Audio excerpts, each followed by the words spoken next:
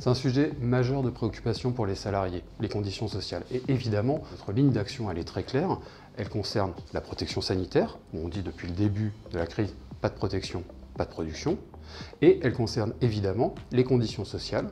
Elle concerne évidemment les conditions de travail. Aujourd'hui, dans cette période que nous traversons, deuxième confinement, il y a un impératif à produire du ferroviaire. Et les cheminots ont été présents dans le premier confinement, ils sont présents dans le deuxième confinement. Ils tiennent le transport ferroviaire qui est un service public absolument indispensable, on l'a vu durant ces deux confinements.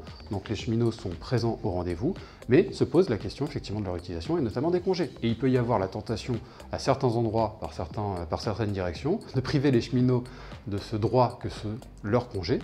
Nous sommes intervenus très fortement pour que dès le 13 novembre, au sein de la SNCF notamment, on soit reçu en alertant et en disant « Attention, il y a une règle qui s'applique sur les congés, il doit être posé avant telle date, les congés sont effectivement des droits qui appartiennent aux salariés, il est hors de question de les priver de ce droit-là. » Nous avons interpellé, nous avons été reçus et aujourd'hui, effectivement, un rappel à la règle qui doit être fait. Ce sont des actions très concrètes mais qui sont essentielles pour les salariés parce que c'est leur droit, parce que c'est leur quotidien et c'est bien notre raison d'être que de défendre ces droits, de défendre le quotidien et de faire en sorte de l'améliorer.